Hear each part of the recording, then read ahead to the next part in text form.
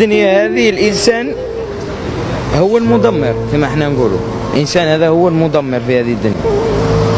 ودوك نعطيك واحد المثال كما احنا نقولوا في الدين. وش يقول لك الرسول صلى الله عليه وسلم؟ يقول لك ربي خلق ثلاث حوايج في هذه الدنيا. خلق الإنسان، خلق الحيوان، خلق الملائكة.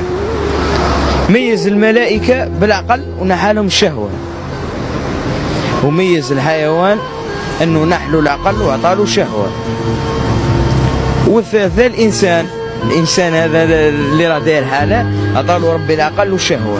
إذا تبع الإنسان عقله راه من الملائكة، وإذا تبع شهوته راه أكرمكم الله من الحيوانات.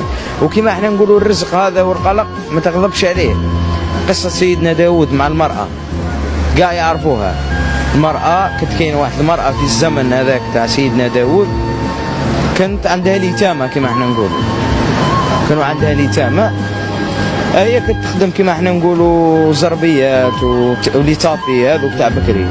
كانت تقلعهم وتروح تبيعهم وتشري هذوك صوالح وتوكل ولادها. هي واحد النهار جا واحد الطائر فدلها البساط وراح.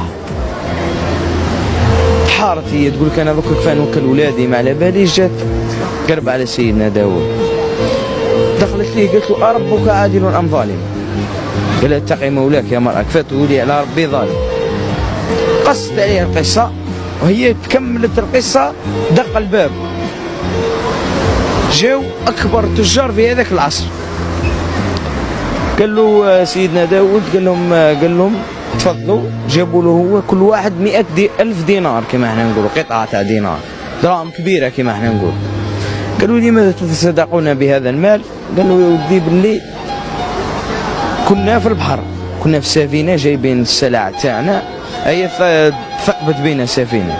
دعينا ربي قلنا يا ربي لو كانت نجينا كل واحد يتصدق ب100 دينار. جاء هذاك الطائر عطالهم بساط. شوفي سيدنا داود وش قال لها؟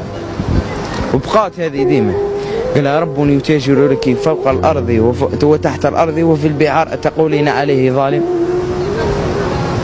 خلاصة القول يعني الإنسان رزقه يجيه هو يتقلق عليه.